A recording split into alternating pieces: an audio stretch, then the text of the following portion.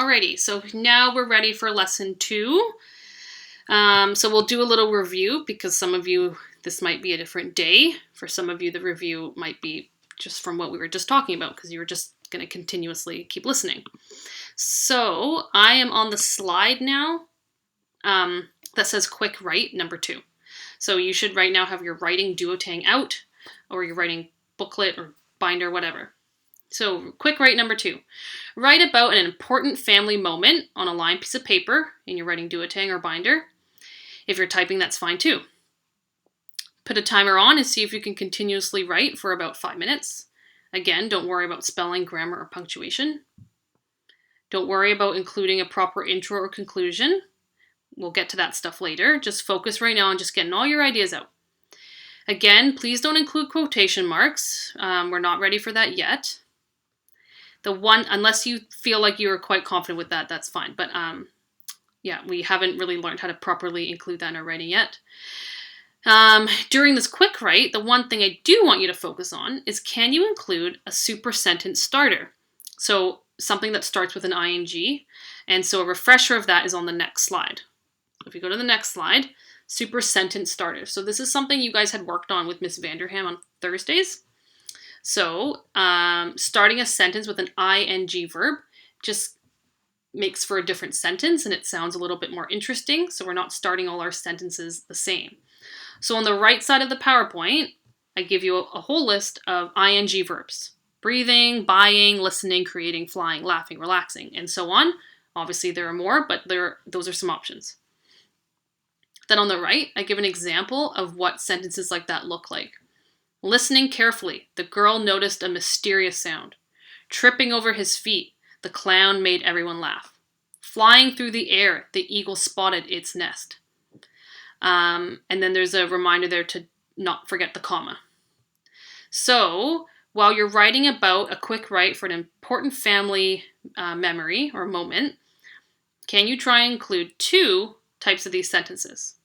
Okay, so 2 sentences that start with an ing verb. So on the next slide, if you go to that, it says Miss Lane's sample. I wrote about an important family moment, which is when my nephew Liam was born August of last summer. So I wrote out that event in my life, in my family's life. And in red, I highlighted the 2 super sentences that I included. So you'll notice both of these sentences start with an ing verb. So the first one starts with screaming, and the next one starts with smiling.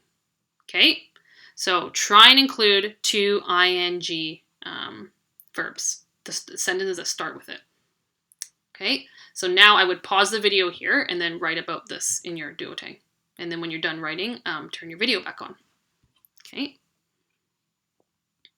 All right, so just a review from the last lesson, we learned that a narrative essay includes an intro, and the intro includes your hook and then your thesis, and then we've got the body. So now we're going to learn what else goes into a narrative essay.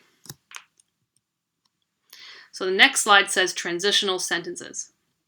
So each body in your paragraph ends with a transitional sentence. So we're trying to move away from the simple transition words we learned from the beginning of the year, which are still fine. They have their place, like first, then, next, secondly, thirdly, in conclusion, in the end, in summary. So these are all great. They're just not very captivating and don't intrigue the reader very much. So we're now trying to move into transitional sentences. So at the end of each paragraph, you end with the transitional sentence that moves into the next paragraph. So this signals that the end of an action in one paragraph and provides a link to the next paragraph. This gives your story unity and makes it easy to follow.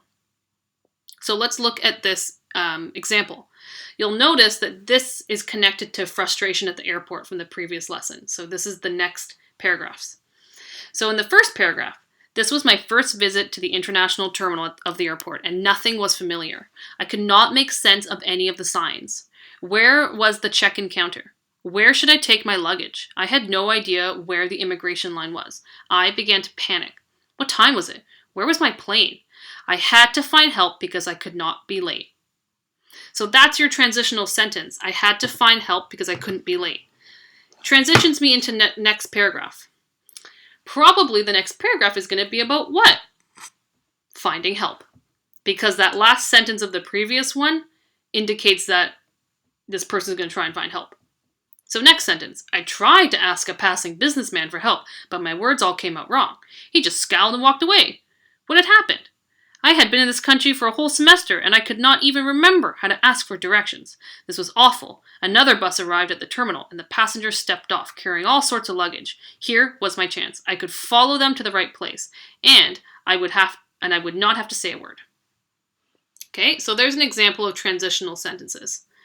So notice that neither of the set paragraphs start with secondly, next, and then the next thing that happened, because those just aren't very interesting ways to be moving away from that stuff into our writing.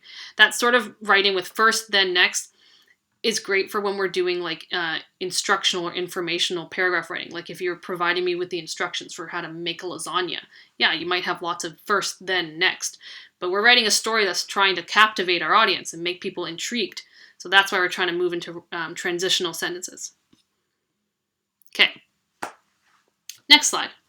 Now we're going to talk more about frustration at the airport. So while we're reading this, we're going to think about what's the hook, the thesis, the body, transitional sentences, and conclusion.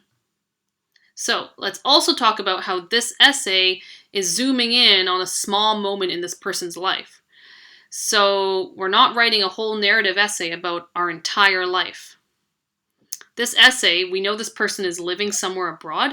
They're only talking about this one moment at the airport. They're not writing about how they spent 3 months abroad and wherever this is taking place. They're just talking about this one tiny moment. It's a little moment, but they're stretching it out. Okay, so frustration at the airport. Here's our intro. I had never been more anxious in my life. I had just spent the last 3 endless hours trying to get to the airport so I could travel home. So that's the hook. Now, as I watched the bus driver set my luggage on the airport sidewalk, I realized that my frustration had only just begun. There is the thesis, letting us know what's going to happen. What's going to happen? This person's going to be frustrated at the airport. Next paragraph, which I just read, but I'll read it again. This was my first visit to the international airport terminal of the airport, and nothing was familiar. I could not make sense of the signs. Where was the check-in counter? Where should I take my luggage? I had no idea where the immigration line was. I began to panic. What time was it? Where was my plane? I had to find help because I could not be late. Okay, so that I had to find help because I could not be late moves into the next one because now it's going to be about how they find help. I tried to ask a businessman for help, but my words all came out wrong. He just scowled and walked away. What had happened? I had been in this country for a whole semester and I could not even remember how to ask for directions. This was awful. Another bus arrived at the terminal and the passengers came out carrying all sorts of luggage. Here was my chance. I could follow them to the right place and I would not have to say a word. Again, the transitional word sentence at the end. Here's my chance. I could follow them to the right place and I wouldn't have to say a word. So, what do you think the next paragraph's going to be about?